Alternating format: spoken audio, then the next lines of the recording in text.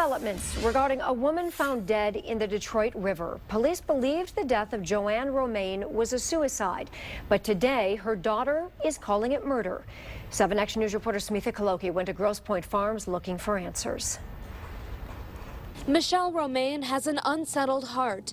4 years ago, she, along with other volunteers, searched desperately for her mother, 55-year-old Joann Romain. I believe that she's a victim of a vendetta. Her daughter says Romain was last seen at St. Paul Catholic Church in Grosse Pointe Farms on January 12, 2010.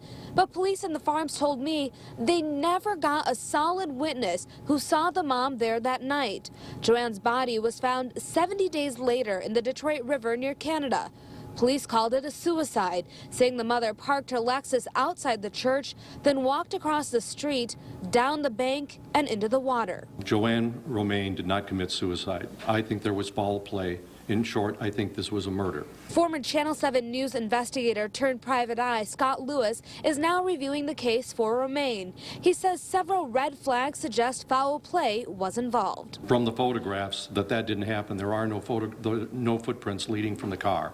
The pavement was dry. And they say the rocky bed under the shallow water should have damaged Joann's shoes. There was no gouges. There was no scrapes. Her high heels were in better shape than the ones I'm wearing at this current moment. Michelle also says a medical examiner found her mother's arm had been wounded. He found contusions to my mother's upper left arm.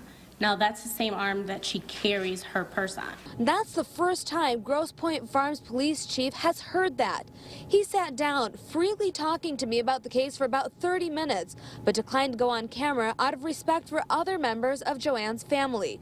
Michelle thinks some of the family might be to blame, saying her mother's death might have been revenged against another relative. I absolutely have individuals in mind that I'm pretty certain know or have a hand in what has happened here.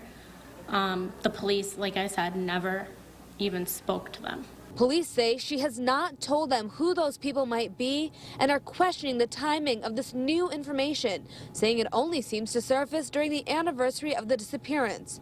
One thing that is unclear is who does this investigation belong to? Michelle says she asked Michigan State Police to take over. Michigan State Police denied that, and they're not taking over this case. In the meantime, Grosse Pointe Farms says this one belongs to the Woods, while the Woods say it's the farms. Police tell me they still stand by their investigation, but if anybody comes forward with information on tips or suspects, they will readily look into that information. But in the meantime, the family is also asking that you call 188-INVESTIGATE.